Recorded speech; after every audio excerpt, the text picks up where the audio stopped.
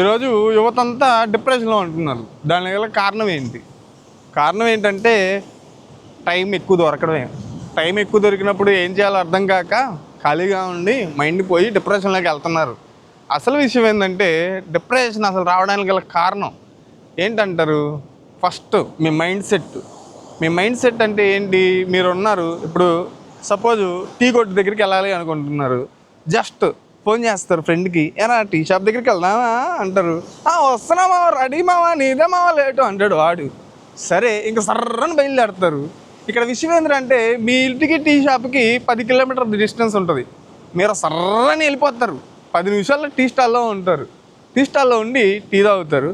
తీరా చూస్తే మీరేం మాట్లాడుకోరు. వాడి ఫోన్ వాడు పట్టుకుంటాడు, మీరు ఫోన్ మీరే పట్టుకుంటారు. అది పరిస్థితి. కనీసం మాట్లాడుకోవట్లేదు. ఎదురుగా టీ కొట్టుకుపోయినా ఫోన్లో, ఇంటికి వచ్చినా ఫోన్లో, ఇంట్లోనూ మాట్లాడట్లేదు, ఎక్కడ మాట్లాడట్లేదు. ఏమన్నంటే డిప్రెషన్. ఏమన్నా అడుగు, మావ నా బాధలు నాకుంటే మావ, నేను అన్నీ నీకు చెప్పలేను మావ, అది మావ, ఇది మావ అని చెప్తున్నారు.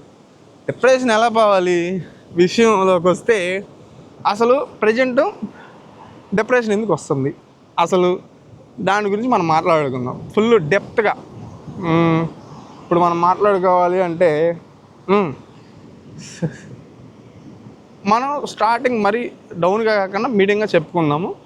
ఫస్ట్ ఒకప్పుడు మనం ఉన్నాం.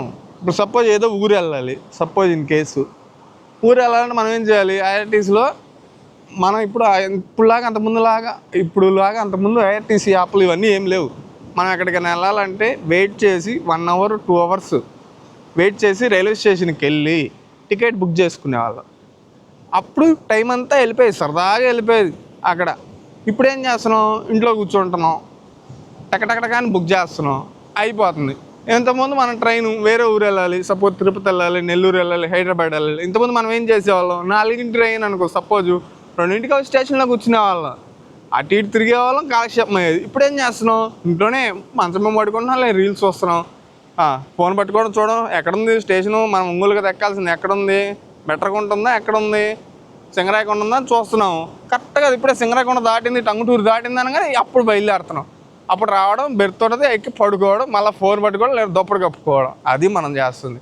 అసలు మనం బ్రెయిన్కి ఏమన్నా ఆలోచన చేస్తున్నా లేదు.